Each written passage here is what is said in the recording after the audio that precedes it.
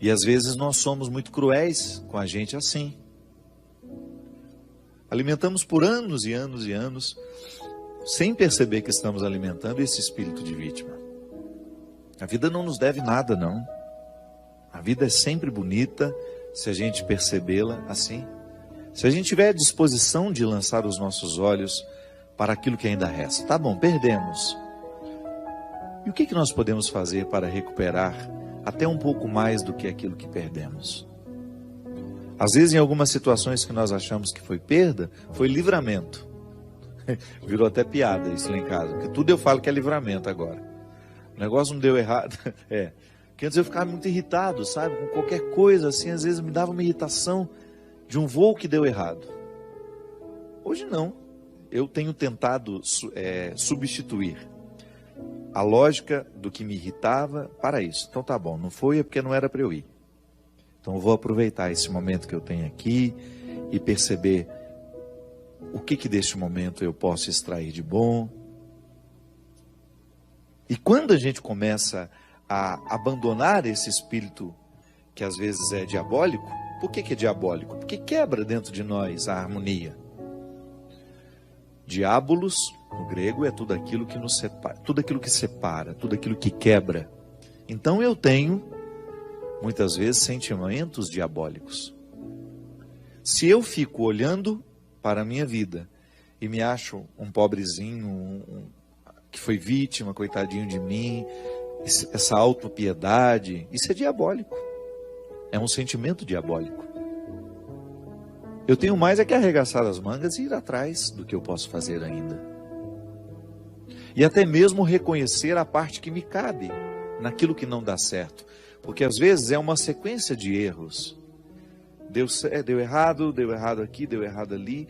E eu não tenho a coragem de começar a olhar para o jeito como eu tenho feito as coisas. Às vezes é uma desarmonia que antecede todos os outros erros. Uma harmonia com a qual muitas vezes uma desarmonia com a qual muitas vezes eu estou acostumado e já não percebo mais os efeitos dela em mim. Então, uma boa forma que a gente tem de curar o nosso comportamento, aquilo que muitas vezes é determinante em nós, o nosso jeito de ser, eu preciso curar o meu jeito de ser. É eu percebendo a beleza da vida. Sim, a vida é bonita. Livrar-me do vitimismo e ir à luta. Ir buscar a parte que me cabe.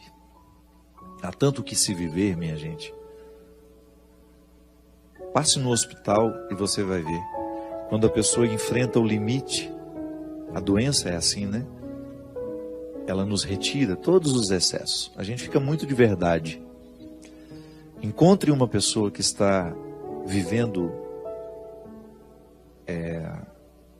a indigência que a doença mostra, e você vai ver um ser humano de verdade. Porque às vezes, quando nós estamos muito saudáveis, muito cheios de oportunidades, nós nos escondemos, nós fingimos. Agora, a doença não, ela arranca tudo de nós. Arranca tudo o que pode parecer um esconderijo para nós. Tudo que pode funcionar como um esconderijo. Aliás, eu fico identificando como, quando a pessoa vive o amadurecimento, como ela vai dispensando esses esconderijos ao longo da vida. E como é bom conviver com essas pessoas que já não estão mais necessitadas dos esconderijos. Quando são elas e só. A maturidade faz isso com a gente vai dispensando os esconderijos que antes eram tão fundamentais para a gente dar conta de ser quem a gente quer ser. E aí o próprio movimento do tempo vai fazendo com que fique ao nosso lado quem de fato se interessou por nós e não pelas nossas cascas. Porque o sucesso é uma casca. Às vezes a pessoa se aproxima de você porque sabe que você é uma pessoa que deu certo na sua área, então é bom aparecer ao seu lado, é bom tirar uma foto com você, é bom demonstrar aos outros que ela é sua íntima, que ela é sua amiga. Mas na verdade ela não está interessada em quem você é. Ela está interessada na casca que você tem, que ajuda ela a ter uma outra casca, que possa ser interessante. Hoje nós vivemos nessa época, né? Onde nós nos demonstramos tanto, nos mostramos tanto. Todo mundo tem uma rede social onde se mostra um pouco. Isso pode virar uma neurose, porque você acaba buscando pessoas, não para encontrá-las de fato, mas para alimentar a sua necessidade de registrar e ter material para publicar depois. Então, quando nós nos encontramos e não temos necessidade de publicar o que vivemos, é porque de fato nós apreciamos o que vivemos. Não estou dizendo que é problema publicar. Eu estou dizendo que muitas vezes, no excesso de publicação, nós estamos escondendo a nossa necessidade de instrumentalizar o outro, de apenas aproveitar a casca que é o outro. Eu estava dizendo do sucesso. Sucesso é um exemplo. Mas o dinheiro também. Quantas pessoas se aproximam das outras por causa daquilo que elas podem oferecer materialmente a elas? O que também é uma bobagem, né? Porque pode ser a situação mais confortável do mundo. Eu, particularmente, eu não suporto se a minha alma não estiver se sentindo bem. Aquele barco é maravilhoso, nós vamos passar lá uma semana. Deus me livre de um barco maravilhoso com pessoas com as quais a gente não se identifica. Aquilo que pode parecer um paraíso, para mim é um inferno. Mas nós vamos fazer uma viagem linda, tudo de graça, tudo pago. E o que eu pago para estar lá? Emocionalmente. E tem gente que se sujeita a isso. Passar um final de semana ali ou aqui, só para aparecer, só para manter a casca, que é sua e também dos outros. E aí o oco do coração vai acontecendo naturalmente. Nós vamos ficando ocos por dentro, porque a vida é tão para fora, e tão pouco para dentro, que nós vamos perdendo a própria alegria interior. Então, vencer tudo isso para que a vida valha a pena, requer uma reflexão diária. Requer um exercício diário de identificar onde é que nós, de fato, estamos nos exercendo. Você pode pensar que isso eu estou falando é a partir de mim. Não, falo de mim também, claro. Mas eu tenho certeza que você, em instâncias diferentes, vive o mesmo conflito que eu vivo. Você também percebe o oco social, o oco antropológico bem ao seu redor. Ou então até mesmo em você. Porque essa tem sido uma característica dos nossos tempos. Nós estamos cada vez mais vazios. Nós estamos indispostos aos conteúdos. Nós estamos muito afeitos aos discursos breves. E com isso nós vamos causando um prejuízo humano. Um prejuízo humano terrível.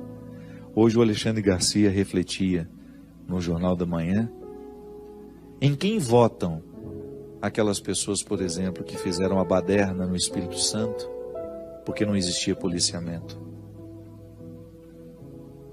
Ou então, em quem votam, e essa era a reportagem de hoje, as pessoas que passam nas cancelas dos pedágios sem pagar. Votam nos mesmos safados, que nós temos vergonha deles? Em quem votam o Alexandre Garcia? Ele perguntava. Em quem votam os baderneiros que, porque não existe policiamento, se sentem no direito de invadir as casas, de quebrarem as lojas? O caos social que o Espírito Santo viveu, e todos nós nos solidarizamos na época, e continuamos solidários porque a violência continua. Esse caos social, minha gente, ele é fruto de um prejuízo humano que nós estamos vivendo aos poucos, sem perceber que estamos vivendo. Porque nós estamos cada vez mais empobrecidos do ponto de vista humano, de cidadania mesmo. Às vezes, falar de cristianismo, eu preciso recrutar os valores do cidadão. Até para eu compreender o que é ser cristão, eu preciso antes compreender o que é ser cidadão, que é justamente estar consciente das lógicas da cidade, O que é estar consciente das lógicas da cidade? É saber que existe um bem comum, que eu não tenho o direito de pichar aquela parede, porque ela não é minha. Aquela casa não é minha. Como é que eu vou pichar o muro que não me pertence? O proprietário daquele muro não escolheu aquela pichação. Ele não pediu para que alguém fizesse. Aí nós vamos lá, nos sentimos no direito de comprar os nossos sprays e sair pichando a casa dos outros. Ou então, é uma praça que foi feita para todos nós e eu uso como se ela fosse feita apenas para mim. Eu quebro, eu danifico, eu jogo lixo no chão. Ou então, porque eu percebo que não existe um policiamento, não existe uma vigilância, eu me sinto no direito de quebrar a porta de um estabelecimento comercial e roubar o que existe lá dentro. Veja bem, nós estamos falando de um prejuízo humano que nós não podemos nem contabilizar mais. Porque é aqui que nós estamos ficando pobres, com a qualidade das pessoas.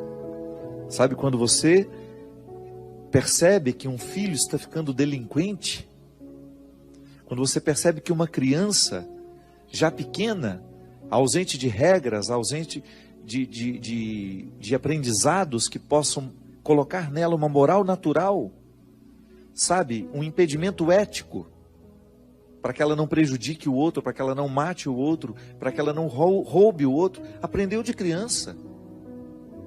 Ela pergunta do Alexandre Garcia, né? Que país nós estamos construindo que nos dá o direito de quebrar todas as regras sociais para um benefício particular, para uma comodidade particular? Porque estamos ocos, estamos vazios, estamos bobos, estamos superficiais, estamos fúteis. E essa futilidade, essa superficialidade tem causado um prejuízo social terrível. E é por isso que nós precisamos bater sempre nessa tecla. Se nós não mudarmos a maneira como nós educamos os nossos filhos, colocando neles valores desde cedo, não precisamos esperar mudança. Se nós não pedirmos a esses governos que riem da nossa cara, Brasília, com todo respeito às pessoas de bem que moram lá, quando eu digo Brasília, eu digo as instâncias do poder que nos governam. E quando eu digo Brasília, eu falo também das nossas prefeituras, dos nossos estados. Entenda a metáfora do poder. É uma fábrica de deboches. Todos os dias debocham da nossa cara, como se nós não estivéssemos entendendo todas as articulações criminosas que estão sendo feitas para a manutenção de uma corrupção que nunca tem fim. Vergonhosa. Tá bom, eu tenho vergonha de Brasília, mas então eu quero corrigir Brasília nas minhas atitudes.